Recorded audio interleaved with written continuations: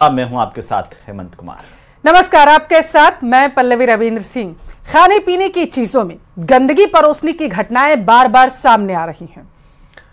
तो कहीं थूक लगी रोटी, कहीं यूरिन मिला जूस, और अब इसी मिलावटी मानसिकता पर चोट करने के लिए योगी सरकार ने एक नया फरमान उत्तर प्रदेश में जारी किया है। मुख्यमंत्री योगी आदित्यनाथ ने यह साफ किया कि अगर खाने की चीजों में मिलावट करोगे, बिना नाम लगाए दुकान चलाओगे तो शटर डाउन तय है, कार्रवाई होगी। रिपोर्ट देखिए।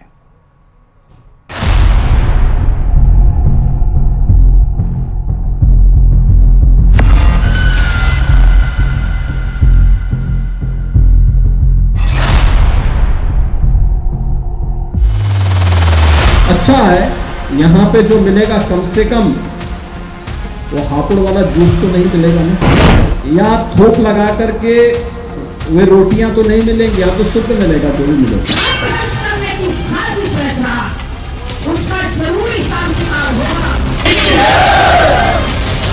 समाज का गुस्सा आपने देखा, इसलिए यहाँ कॉलोनी में किसी की औकात नहीं है। अगर कोई गड़बड़ करेगा तो अब उसको, माने योगी जी की सरकार है और अभी हम जिंदे हैं। उत्तर प्रदेश में गंदगी के जितने विक्रेता हैं, अब उनकी दुकानों के शटर डाउन होने की शुरुआत हो गई है। योगी सरकार ने रोटी में थूकने वालों और जूस में यूरिन मिलाने वालों के खिलाफ कड़ा आदेश जारी कर दिया है। आखिर उनकी भी तो इच्छा होगी कि उन्हीं के घर में उनको सुविधा प्राप्त हो।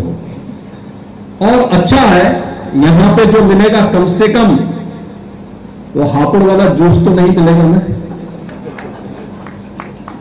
या थोक लगा करके वे रोटियां तो नहीं मिलेंगी, या तो शुद्ध मिलेगा जो भी मिलेगा।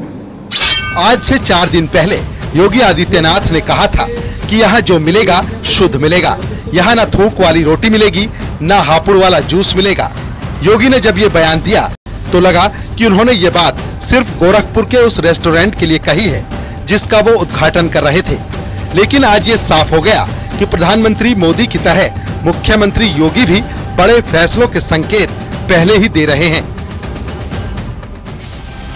योगी ने कहा, खाने पीने की दुकानों पर नेम प्लेट लगे, ढाबों और रेस्टोरेंट का वेरिफिकेशन हो, कर्मचारियों का पुलिस वेरिफिकेशन जरूरी है, रेस्टोरेंट्स पूरी तरह से सीसीटीवी से कवर हों और ढाबा मालिक साफ सफाई सुनिश्चित करें। गंदगी विक्रेताओं के खिलाफ योगी सरकार का ऑर्डर इसलिए जारी हुआ है क्योंकि यूपी में ऐसी कई घिनौनी घटनाएं सामने आ चुकी हैं, जिनमें कहीं कोई रोटी में थूकते हुए दिखाई दिया, कहीं जूस में यूरिन, कहीं जूस में थूकने वाला वीडियो सामने आया।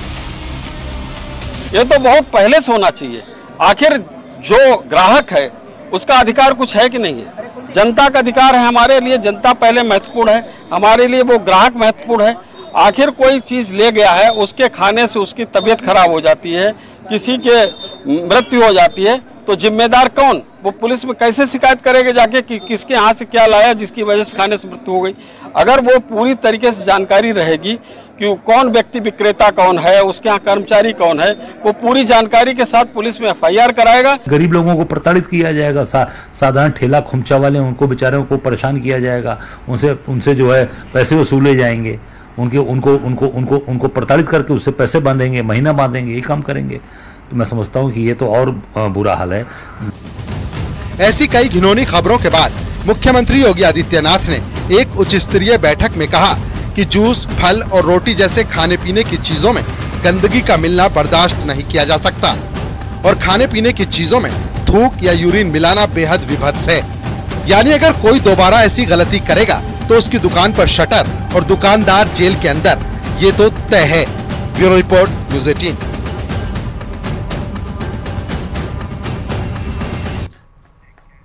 और चलिए अब बात करेंगे हरियाणा की सियासत की, जहां पर कुमारी सैलजा की नाराजगी का विवाद सिर्फ इतना ही नहीं है।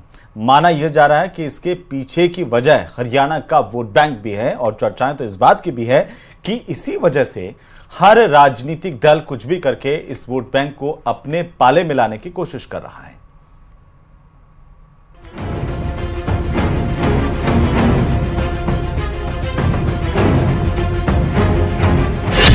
सैलजा बहाना वोट बैंक निशाना।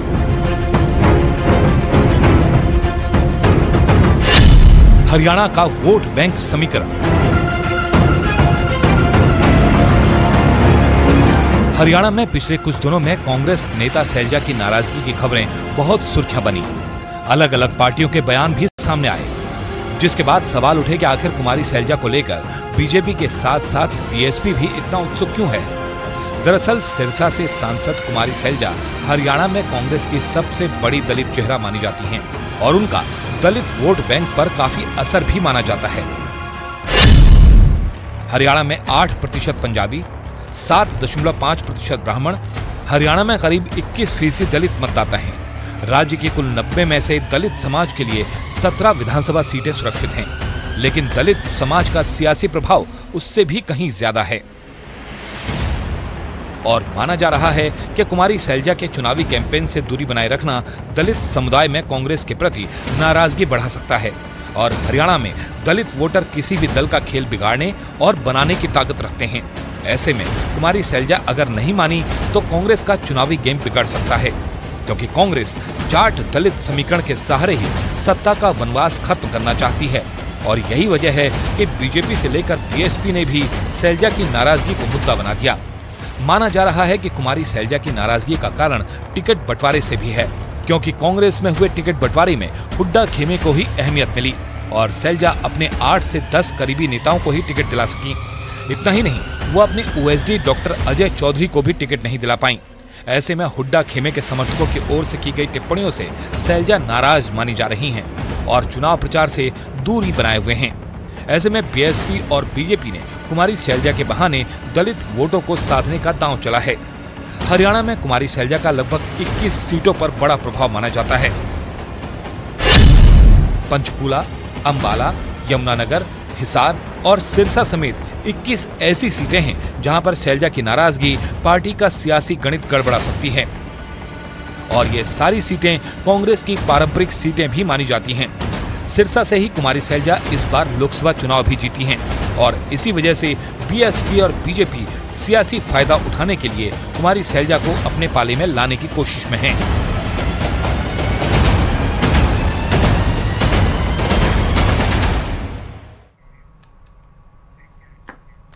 यूपी के कुशीनगर में नकली नोटों का कारोबार करने वाले एक अंतर्राष्ट्रीय गिरोह का खुलासा किया गया है और इस दौरान इसमें पुलिस ने 10 आरोपियों को गिरफ्तार किया है। और सबसे हैरान करने वाली बात यह है कि देश की अर्थव्यवस्था को नकली नोटों के कारोबार से लाखों करोड़ों का नुकसान पहुंचाने वाले जिन 10 आरोपियों को पुलिस ने गिरफ्तार किया, उनमें से 2 आरोपी समाजवादी पार्टी के नेता बताए जा रहे हैं। रिपोर्ट देखिए।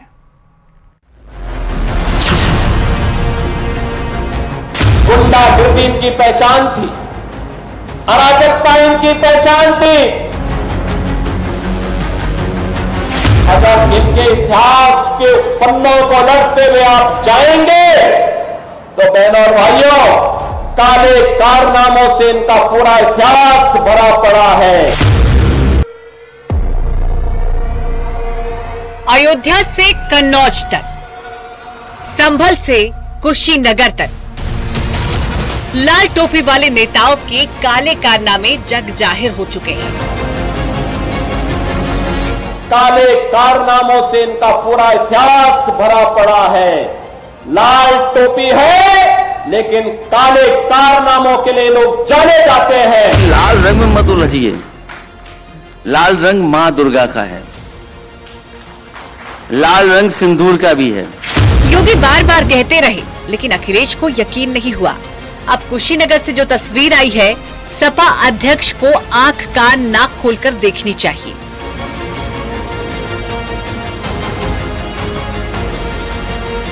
कुशीनगर पुलिस ने नकली नोट का कारोबार करने वाले अंतर्राष्ट्रीय गैंग का पर्दाफाश किया है। इस गैंग के 10 सदस्यों को पुलिस ने गिरफ्तार किया है, जिसका मास्टरमाइंड कोई और नहीं बल्कि लाल टोपी वाले नेता रफीक खान उर्फ बबलू है। जाली नोटों में डील करने वाले ये 10 शातिर बदमाश है, जो गैंग है इनका, इनके पास से नेपाली करेंसी भी मिली है और इनके मूवमेंट की सूचना भी हमारे पास मिली है, जिसपे हमारी टीम काम कर रही है। फिलहाल इस गैंग के 10 लोगों की अरेस्टिंग हुई है, लेकिन इनके अन्य साथी भी हमारे रडार पर है। इसमें अन्य भी कार्रवाई करवाई जा रही है और जितने भी ऐसे लोग हैं जो इस तरीके की कार्रवाई कर रहे हैं, इन सभी को पकड़ के जेल तो भेजा ही जाएगा। फिलहाल पुलिस ने पूरे मामले की जांच शुरू कर दी है, लेकिन जो खुलासे हुए हैं वो बेहद ही चौंकाने वाले हैं। इनसे 5,62,000 रुपए के जाली नोट बरामद हुए, 10 तमंचे और 4 सुतली बम भी बरामद हुए, 30 जिंदा कारतूस और 12 फायर कारतूस मिले, 2 लग्जरी गाड़ियां और अन्य सामान बरामद हुए हैं। समाजवादी पार्टी नेता रफीक खान का नेपाल, यूपी, बिहार और बॉर्डर इलाकों में जाली नोट का नेटवर्क था। रफीक अहमद पर जिलों के कई थानों पर 11 गंभीर आपराधिक मामले दर्ज हैं। अब जब रफीक की गिरफ्तारी हुई है तो सियासी बयानबाजी भी शुरू हो गई है।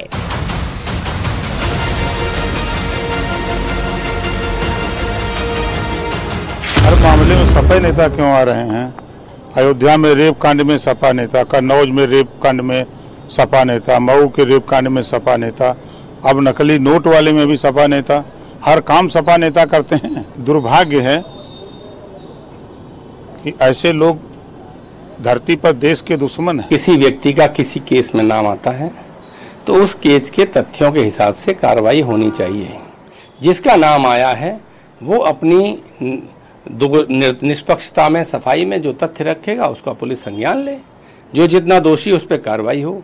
ये नहीं कि लूट, अपहरण, हत्या, बलात्कार, इस तरह के इस गंभीर मसलों में शामिल लोगों को भाजपा शामिल करा लिया जाए तो वो माफ हो जाए, और कोई दूसरे दल का हो तो उसके पूरे कानून की बात करें।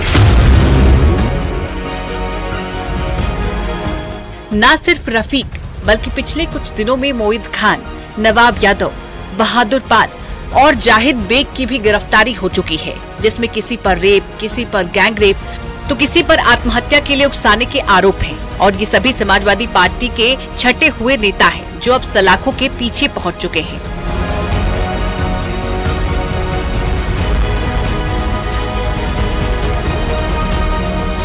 Bureau report, news 18।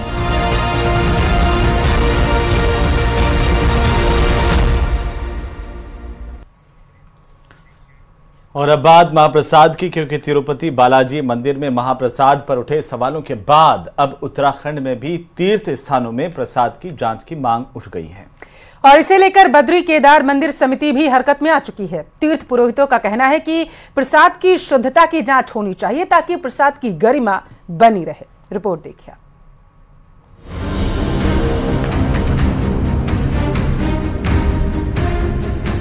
Tirupati Balaji में लड्डू के प्रसाद में मिले चर्बी और मछली के तेल के बाद मंदिरों में चढ़ाने वाले प्रसाद पर सवाल खड़े हो रहे हैं। और बद्रीनाथ धाम में भी आने वाले तीर्थ यात्रियों और स्थानीय लोगों का कहना है कि प्रसाद में शुद्धता का ध्यान रखना जरूरी है और जो घी बद्रीनाथ धाम में इस्तेमाल हो रहा है उसकी शुद्धता की भी जाँच होनी चाहिए। घी का प्रयोग होता है वो श्रद्धालुओं के द्वारा दान दिया जाता है, ऐसा हमें ज्ञात है। और श्रद्धालु जो अपने घर से दान देते हैं तो वो शुद्धता का ही ध्यान रखते हैं। और अगर इसके अतिरिक्त अगर बाजारों में बिकने वाला जो भी, जिसे भी देसी घी के नाम से जो बिक रहे हैं, तो पूरे ही देश में घी की जांच होनी चाहिए। वहीं बद्रीनाथ धाम के धर्माधिकारी बताते हैं कि धाम में जो प्रसाद बनता है उसकी पूरी जांच की जाती है, लेकिन जो प्रसाद श्रद्धालु चढ़ाते हैं उसकी भी शुद्धता की जांच होनी चाहिए। जो भगवान के लायक प्रसाद बन सके ऐसे प्रसाद को भगवान की पूजा में अर्पित किया जाए, इसका पूर्णतया ध्यान रखने का विधान है। बद्रीनाथ धाम में प्रसाद में चावल, दाल, केसरी भात और खीर खिचड़ी बनाई जाती है। इसकी विशुद्धता का ध्यान रखा जाता है। बद्री केदार मंदिर समिति ने भगवान बद्री विशाल के प्रसाद बनने से पहले चावल की साफ सफाई के लिए महिलाओं को रखा है, जिसकी जिम्मेदारी हक हकूमतदारी की होती है। तो इस बारी में काम क्या होता है?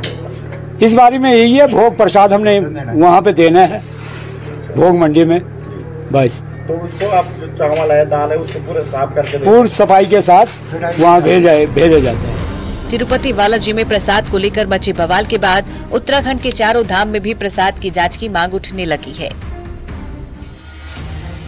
तिरुपति बालाजी मंदिर में प्रसाद को लेकर उठे मामले के बाद बद्री केदार मंदिर समिति भी हरकत में आ गई है। तीर्थ पुरोहितों ने प्रसाद की जांच की मांग उठाई है। उनका कहना है कि शुद्धता के लिए प्रसाद की जांच होना जरूरी है।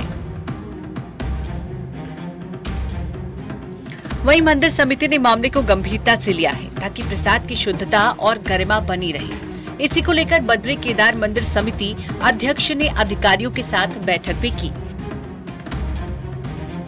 और धामों तथा मंदिरों में प्रसाद की गुणवत्ता, शुद्धता, प्रयोग में लाए जाने वाली खाद्य सामग्री की गुणवत्ता, रखरखाव, क्रय विक्रय सहित भंडारण के संबंध में चर्चा की गई।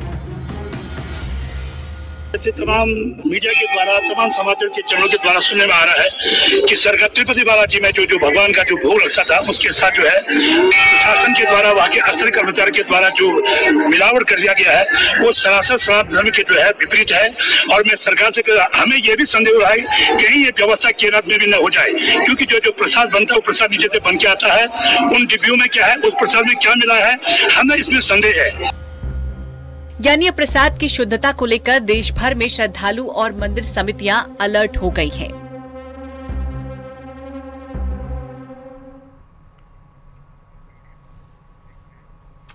मध्य प्रदेश में एनसीईआरटी विवाद को लेकर मामला बढ़ता जा रहा है। एनसीईआरटी की कक्षा तीसरी की पुस्तक में लव जिहाद जैसे मामले ने तूल पकड़ लिया है।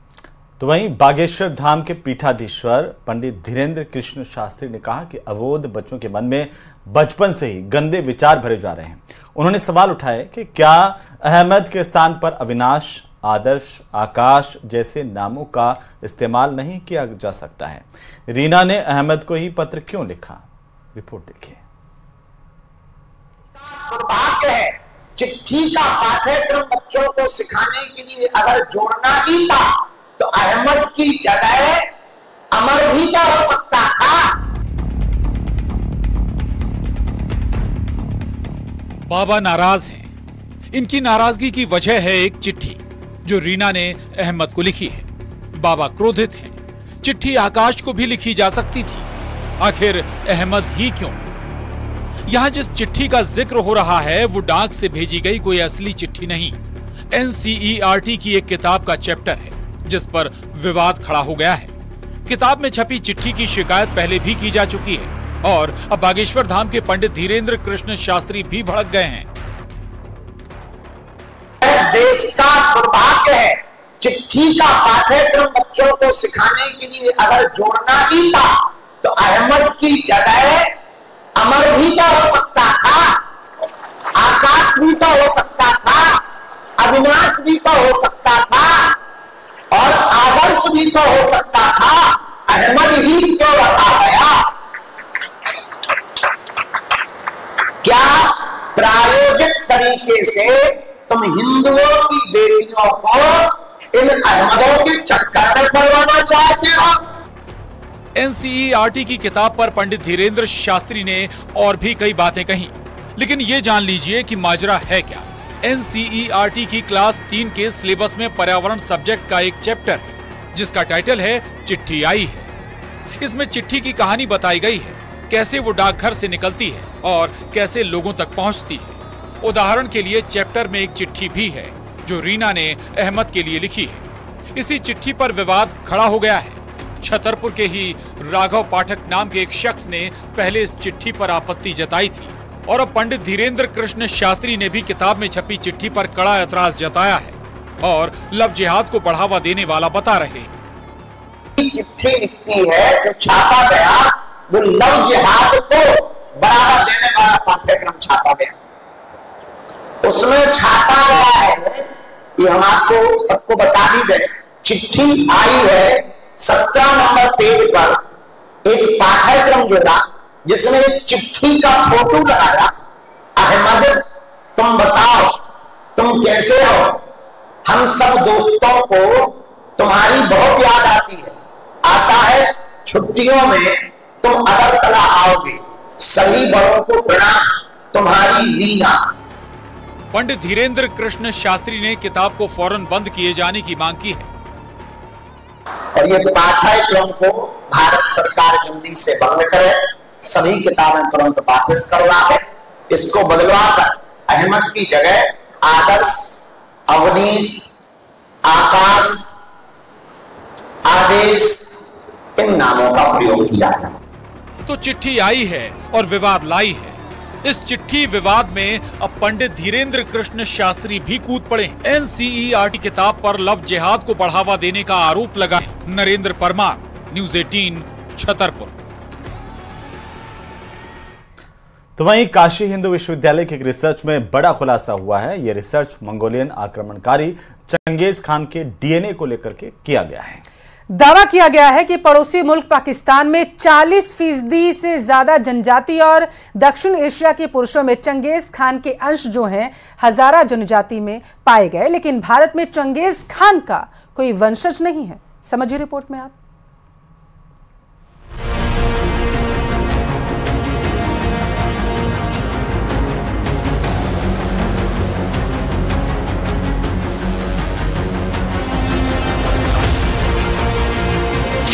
BHU की रिसर्च में हुआ खुलासा।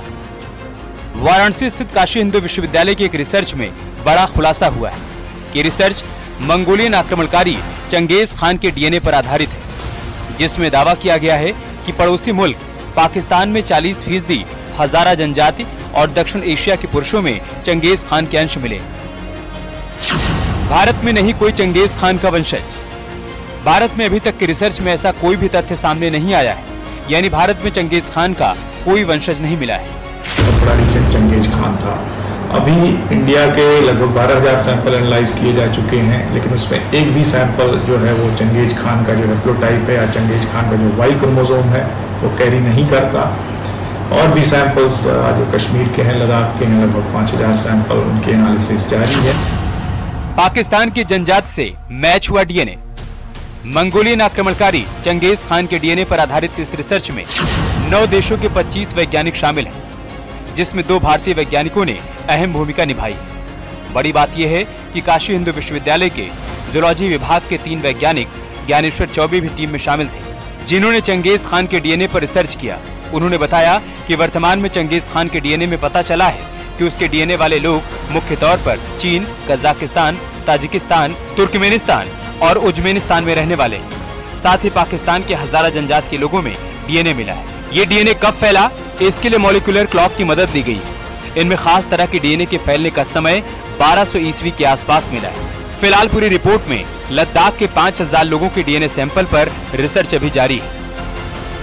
अगर हम देखें चंगेज खान का जो इतिहास है वो ये है कि वो सिंधु नदी तक उसने वो लगभग पहुंचा था। तो हजारा एक जनजाति है पाकिस्तान की, इसके लगभग 40 से 45% लोगों में ये वाई क्रोमोसोम पाया जाता है। और इसी के साथ फिलहाल के लिए इस बुलेटिन में बस इतना ही। यहाँ रुकेंगे एक छोटे से ब्रेक के लिए।